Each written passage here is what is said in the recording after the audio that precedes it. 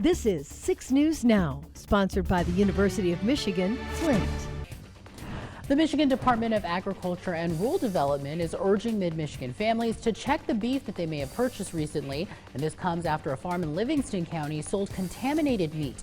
Now, the product in question contained the chemical PFAS and was sold at a handful of places. According to officials, Michiganders may have purchased the meat directly from the farm at a farmer's market in Heartland or from a meat trailer in the parking lot of a Rural King located in Heartland.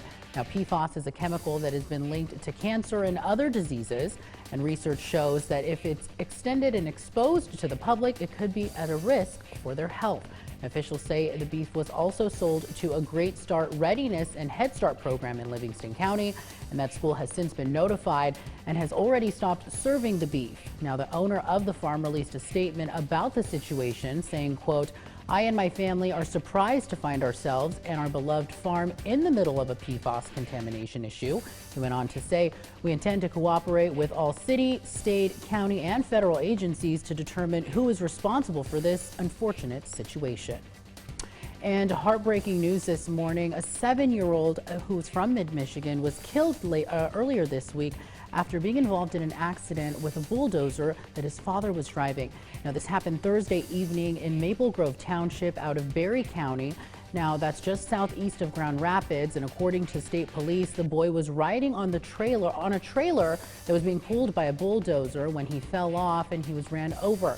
His father was driving that bulldozer. He died on the scene, and officials say his death is being investigated as an accident.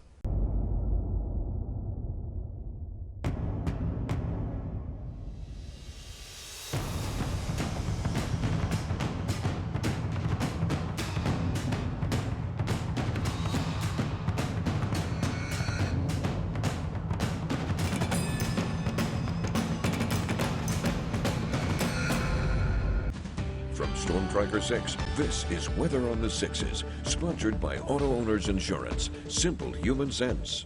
Well, we started off this Saturday morning on an extremely cold note across the board for the Great Lakes states, but the good news is that since the sun has risen and we actually saw some clouds move into the area, our temperatures have warmed pretty significantly. We are already at 10 degrees here in Lansing, above zero, right at zero down in Hillsdale, which was below zero just a couple of hours ago. We're at 13 degrees when we take a look over in Green Bay, Wisconsin.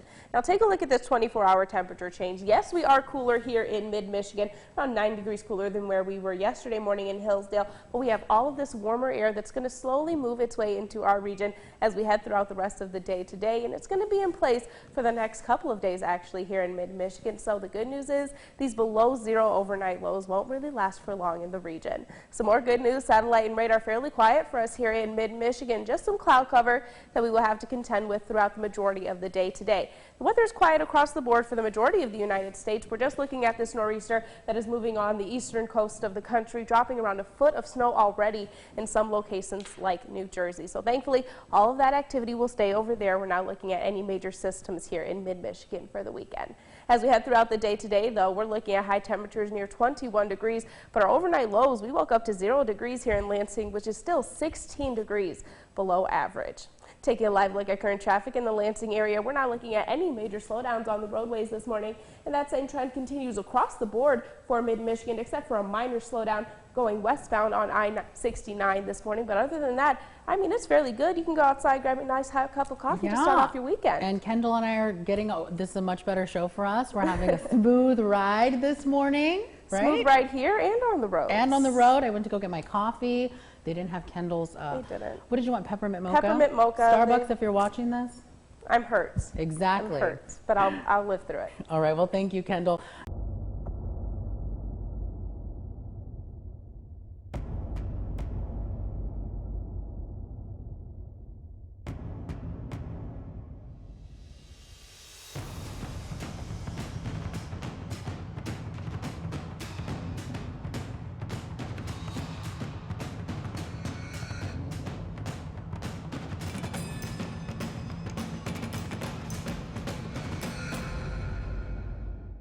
Introducing our new redesigned 6 News mobile app. Our new app features a sleek, modern design, an easy-to-navigate home screen with quick access to local news content, and a localized weather forecast. Subscribing to notifications is easier, and with one tap, you have access to recent push notifications. There are more ways to watch and find video, and a red light alert badge notifies you when we're streaming. Download or update our new local news app today. 6 News, here for you.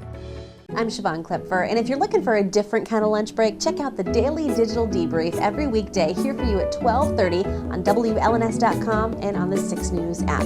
It's a little bit of news, a little bit of weather, and a little bit extra. We'll see you. All right, welcome back, everyone. I'm with Kendall, and we're going to be talking about some things to get you talking this morning. And we're going to start with the best way to distract somebody at a basketball game.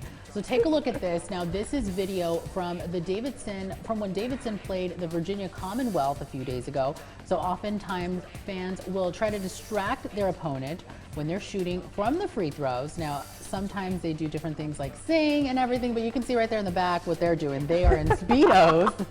And they're dancing. I don't know if, do I see Tony Garcia in there somewhere? He's the one who put the story together. He might be back there. But I love this. I absolutely love it. I think, trick plays in footballs and free throw distractions. We're going to see that today? Hopefully, I don't know. fingers Breast crossed. Center. All right, Michael, well, let's take a ride or maybe a flight over to Slovakia. That's where Aircar has unveiled a prototype of a flying car.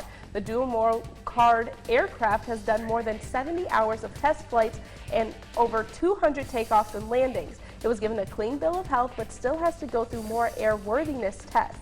It's expected to cost between $600,000 and $700,000. Jeez, that's just a steal. That's just like a little yearly bonus. For a flying car. Yeah, that is actually a good deal, I guess. I don't know. But you don't have to play airplane tickets. You just True. get the car. All right, well, our last story. Now, the Olympics are starting next week, and China is vowing to safely host the games by ensuring social distancing. Now, one of the ways that they're doing that is with robots, and those robots will be serving ice cream, food, and of course, cocktails, which is probably going to be the best part of it, right? I know. I would absolutely love this, but I'd be scared if they were roaming around that I would just knock it over. I know. Can you imagine having to pay for that? Like, it's like, oh, I've got to tip the robot. Now, if I broke it, I've got to pay for it too. You got to pay for its medical bills to get fixed. Exactly. And lastly, today is our lovely anchor, Lauren Thompson's birthday. I have this picture. I meant to send it in. You guys can't see it, but look at how great she looks. I took that right before the Christmas parade. Let me walk. There you go. Get that closer. Look at Lauren, okay? Mother of 5. Look at that face. Yes. So we just want to wish her a very happy birthday. Yes, exactly. Yes. Well.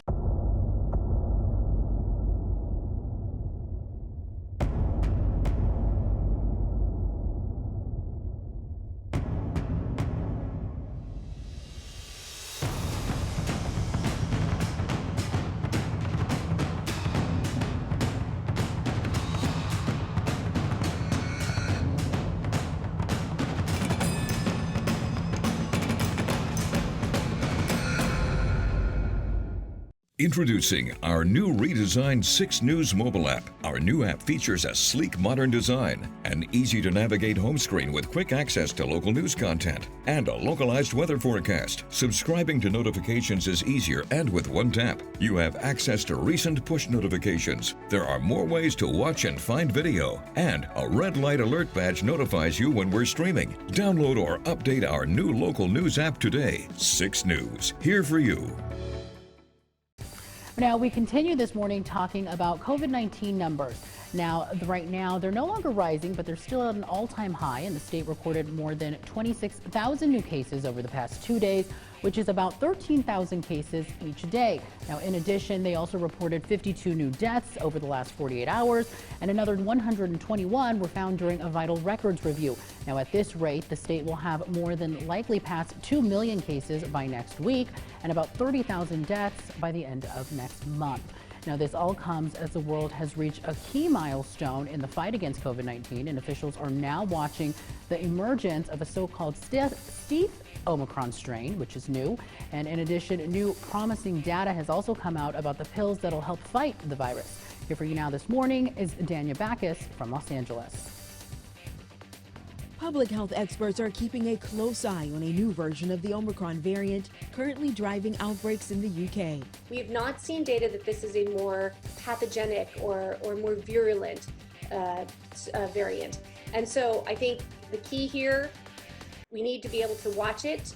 It's really important to monitor what's happening. In LA County, hospitalizations fueled by the Omicron variant appear to be easing, but hospitalizations and deaths remain high across Southern California.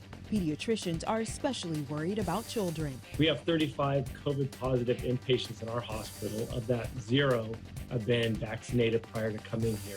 In Virginia, the Department of Health has reported a sharp decline in the number of people getting booster shots since the new year. The state now plans to roll out a text robocall campaign reminding those who have already gotten 2 doses to get a third. We want to make sure that the public knows this is not a hoax. This is coming from the Virginia Department of Health. Nearly 2 years into the pandemic, more than 10 billion vaccine doses have been administered worldwide. But experts warn the crisis will not end without global vaccine equity. Vaccines remain our single most powerful tool. This week, the U.S. hit a key milestone of 400 million vaccines donated to more than 100 countries. 400 million doses shipped for free with no strings attached. Meanwhile, Merck's COVID-19 pill is showing new promise against the primary variant circulating globally. On Friday, the drug maker revealed 6 lab studies showed the drug, which has already been authorized for use in the U.S., has consistent antiviral activity against Omicron. Danya Backus, CBS News, Los Angeles. This is 6 News Now. We will begin in 60 seconds.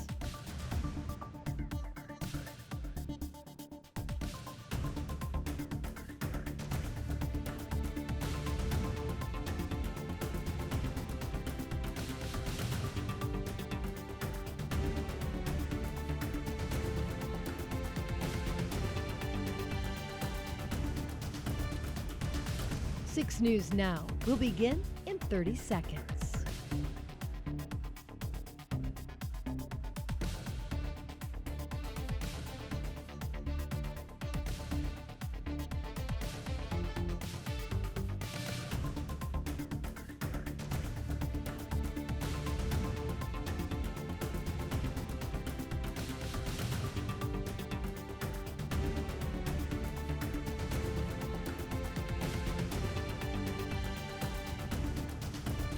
This is 6 News Now, sponsored by the University of Michigan, Flint.